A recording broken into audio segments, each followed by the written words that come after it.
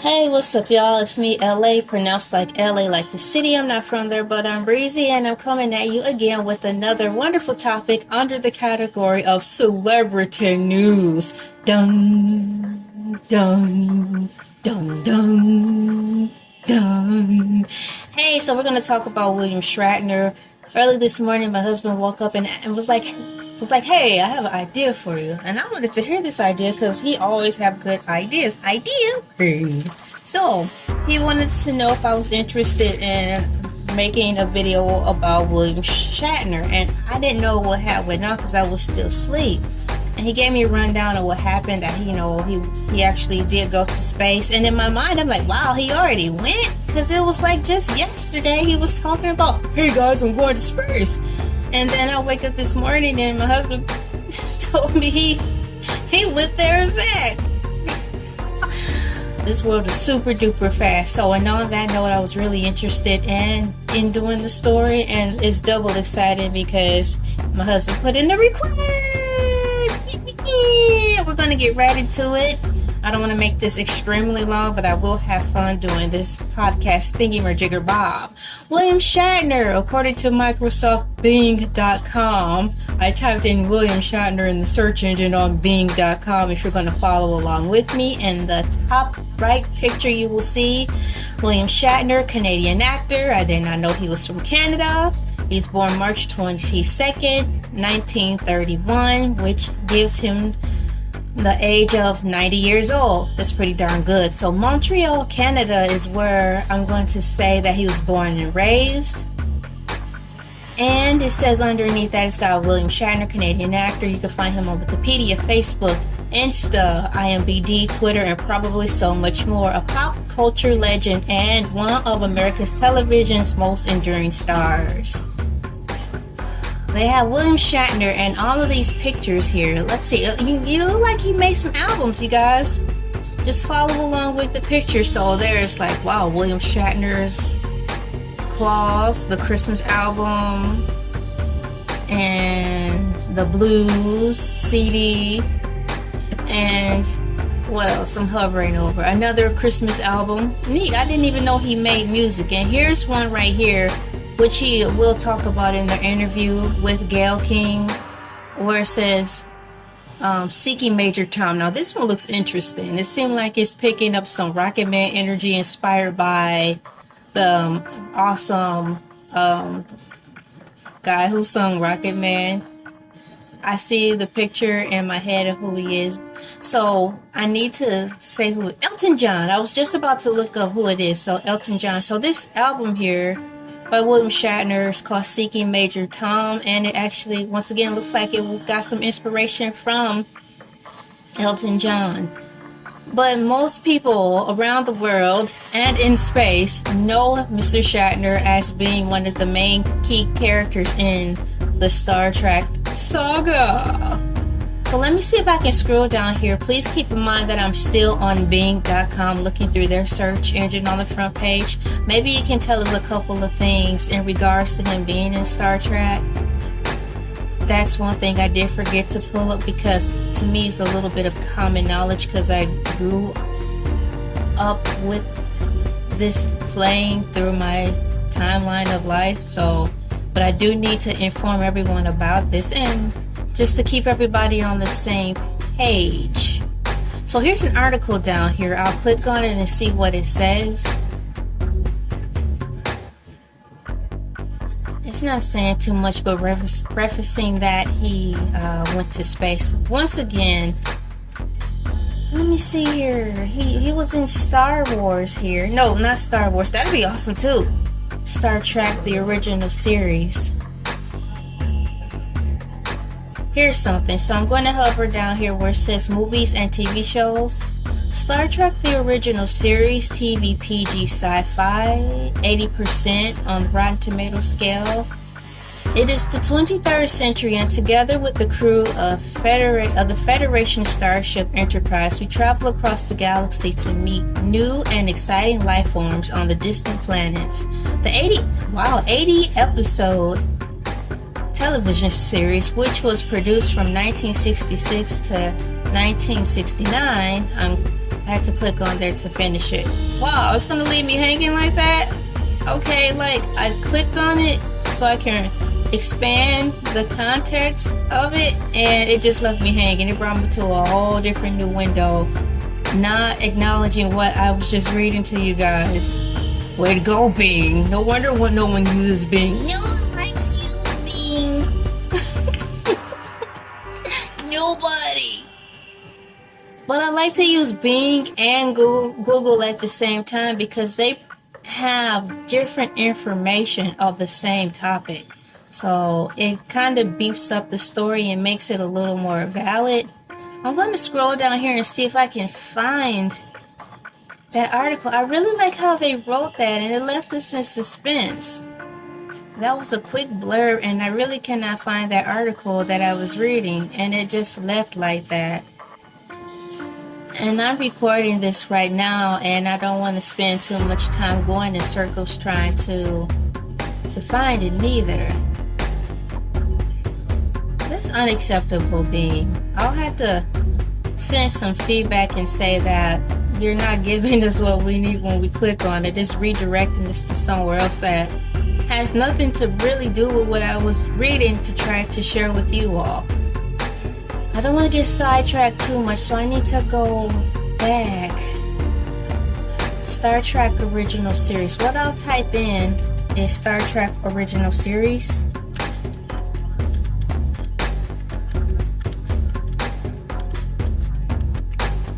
And see, just by me typing that up, and if it'll give me a brief description of what I was reading to you guys together. How many Star Trek Original Series have there been?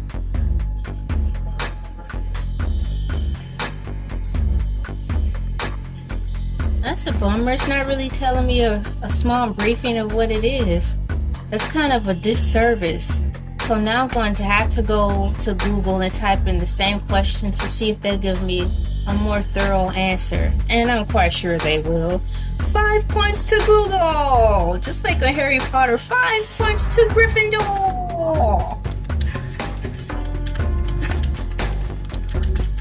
I'm typing it in right now. Star Trek the Original Series, and William Shatner pops up, and next to him someone named Leonard Nimoy and Michelle Nichols. Here's something right here. Oh, that's not really telling us anything.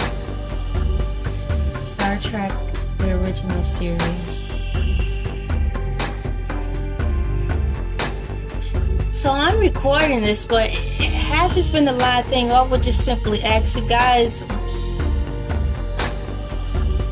what should I type in the search engine to give me exactly the answer I'm looking for to describe to you briefly, now that it's running on longer, a description of the original Star Trek series. That's so weird. It's not giving me a simplistic description.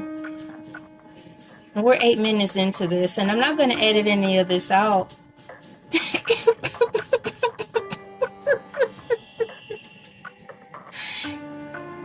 Okay, according to Wikipedia, Star Trek is an American science fiction television series created by Gene Roddenberry that follows the adventures of the starship USS Enterprise and its crew. It later acquired the retronym. It's spelled RETRONYM. Retronym of Star Trek the Original Series to distinguish the show within the media franchise that it began. That's not telling us anything. I'll need you guys to tell us what the show is about, not all of this. This seems like this will be a great video I can talk about after this, because they're doing a complete disservice on what Star Trek is in light of William Shatner being all in the video. This is not helping beef up Star Trek. I'll have to make a separate video to give you guys a better description of what it is. I'm going to go back, and I have these tabs open on the computer so I can kind of stay in order. There it is. I'm still going to be in Bing because I'm going to just stay the course. So once again, in this second tab under Microsoft Bing, if you want to type and follow along with me, or just follow along with the pictures that I have in here, it says William Shatner becomes oldest person in space with successful Blue Origin rocket launch. I'm going to press the button and read a little bit of the article that's in here. So on here it's got thanks to San Francisco CBS local.com. Once again, that's San Francisco CBS local.com. Their Bay Area news sums this up really well. So I'll read the first paragraph. Over the course of about 10 minutes, Shatner and 3 crewmates took off atop a hydrogen-fueled rocket, climbed to edge of space more than 62 miles up, and enjoyed 3 to 4 minutes of weightlessness, along with the spectacular views of Earth, before plunging back to a gentle parachute-assisted touchdown. I did see that picture of them coming back down. The next paragraph says, the flight marked only the second crew launch of a New Shepard capsule since Bezos, his brother Mark, 82 years old, aviation pioneer Wally Funk and Dutch. Oh, that's a funky name, Funk and Dutch. Ladies and gentlemen, introducing to the stage Wally Funk and Dutch. Okay, they're teenagers. Okay, that's kind of cool. So let's see here. Wally Funk and Dutch, teenagers. Oliver Damon took off July 20th on the company's first flight. So it's been a lot of time in between since this happened. William Shatner becomes oldest person in space with successful Blue Origin rocket launch. Thank you, San Francisco.cbslocal.com for that feature. I'm gonna go through the tabs and make sure I covered everything from the Bing search engine, and then I'll go back and read what's on Google. We're 12 minutes in, everybody. Once again, a refresher course. William Shatner played in the original series of the Star Trek saga, and Star Trek is pretty darn cool, and we'll do a separate video about that next video. The next thing we're going to move into on this 12-minute 38-second mark is CBS Mornings, Gail and Friends. You'll see a picture up here with the 3 panelists, panelists, like they're on a game show. Ladies and gentlemen, introducing Gail and Friends. Yay! On CBS This Morning News, to the left there's a guy, in the middle there's Gail, to the right there's the new guy. Sorry, they don't have their names under the caption, so this is not shade in any way. They just don't have their names, and I just remember Gail because Gail's been around since Oprah. So nonetheless, that's the picture you see of the crew, and under the description, Star Trek star William Shatner talks journey to space. And this is where I'll begin. While you have this thumbnail on here with the 3 of them, they'll be interviewing live. Well, they interviewed him live this morning on the news. And I wrote down what was said because I did not see that this particular clip was provided under the Creative Commons attribution, so I couldn't play it. There was one news station who actually had the interview, but it wasn't this particular interview, so I had to write it down so I can read it to you, so I wouldn't get any copyright strikes. Let's see here. So we're going to get into the interview. William Shatner. It shows the scene where William is getting out of the space shuttle and he is giving a big hug to the guy who once on Amazon, and I do need to put the name in there. I forgot his name. The man who owned Amazon. Because that's important. Oh, Jeffrey Preston.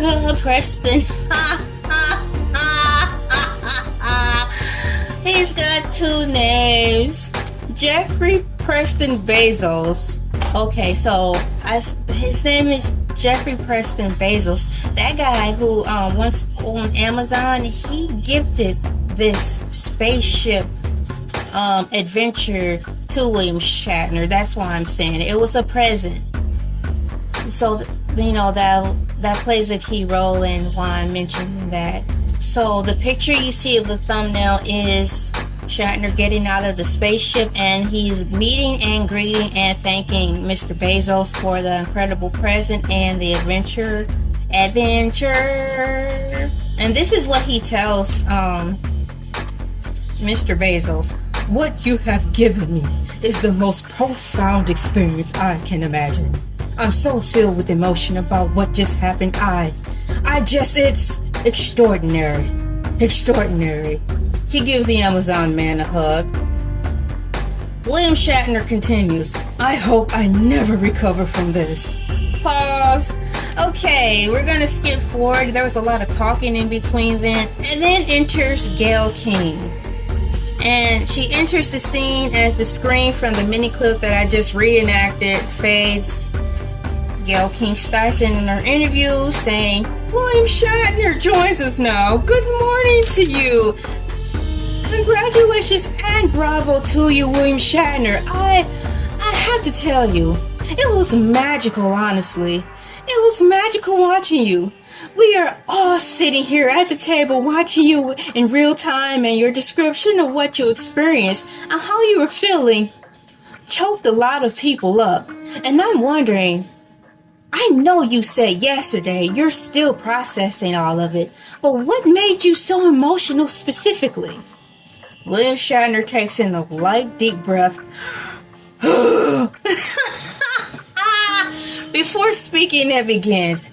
"It's almost, to describe just specifically, to tell you exactly what it was so generalized. And the reason I felt that was because before going, I had thought, how will I describe what I see? And I had to prepare plans like what word, maybe something else someone hasn't used. I've got an album out there called Bill, right now, with a song on it, So Far from the Moon, another occasion. So I was thinking about, how could I describe it? And what happened was, I'm looking out the window, and it turns out that nobody told me about it. I mean, the limitations. There's about a 50-mile skin that the earth has of air, and the air reflects the light, and it turns blue. So we see a blue sky. We grow up, live and die in blue sky, right? The spaceship, and I like to call it that, punched through that at 25,000 miles an hour. 50 miles, 2,500 miles an hour. So with an account of 1, 2, or 3, it goes from blue, bang, and suddenly it's black. And you see this black, and that's space, and eternity, and the mystery of the cosmos. But it's black, and it's death, and just down there is the blue. You're on top of the blue looking down on the earth. And you get these cliches, it's fragile, it's all of that. With this little blue covering, and what is there lurking, and what is there is nourishing. It was dramatized again. The very cliche we hear again and again. We're so fragile. We hang by a string. We hang by the pollution we're doing. We're in the beginning of a terrible thing that's going to happen to the world unless we do something immediately. Gayle briefly interrupts, steering the interview in a different direction, where it leads to Shatner talking about things like losing gravity, at some point causes to float, including his gut. He talked about how everything just started floating up, including his stomach. He carries on leading back to what he was originally talking about. William Shatner continues, "I'm telling you, it's dark, and that's life. I was so moved, and when I said I want to hold on to it, it's like the truth that suddenly comes to you, and you don't want to dissipate it. You don't want to lose it. You want to hold on to it for the rest of your life, tuck it somewhere. But there is something coming our way, folks, that we've got to avoid. And the only way to avoid it is to look at it. We need to clean our planet up. Our grandchildren are going to be in terrible shape. Tony DeCola chimes in asking, well, Bill, William, if everybody or a portion of us were able to have the experiences that you're describing this morning, if it were more widespread, how do you think the world might be a different place? William Shatner answers, well, because it's so easy. What's coming our way? We all know this. What's coming our way is horrific. It's easier to bury your head in the sand and say, well, I'm not going to think about it. You have to think about it. And it's terrible to think about it. It's terrible that they're building a 20-foot wall in Miami in front of people's homes who spend millions of dollars for the view of the ocean. And they're erecting a 20-foot wall because of the seas are rising. Half of Florida is going to be underwater. Do you realize half of Florida is going to be underwater in our children's lifetime? Long pause. Gail looks a little disturbed. The crew try to ring back in this conversation by pulling it to a happy place, and they do kinda not. We're all left with a heavy feeling that William Shatner, the original OG from Star Trek, came down from space with a wonderful angelic message. The Earth's going to, and we all know it, but we're choosing not to do anything about it. So what are we going to do about it? Looks like the joke's on us as usual. Generation Millennia and Generation X, joke's on us again. We're here to clean up our parents. So what are we going to do about it? Are we going to continue to stick our heads in the sand like they say that we're doing? I don't think we're the ones sticking our heads in the sand. I think it's our parents who stuck their heads in the sand. Long pause, breathe, think about that. Yes, I said it, and it's true.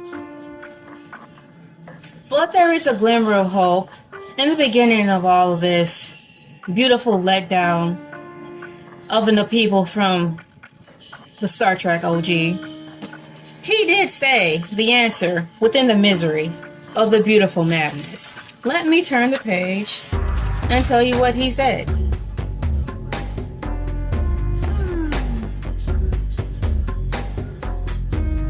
Please stand by as I look through my notes. There is music in the background, thankfully, so you can listen to that as I piggyback to the answer within the upheaval.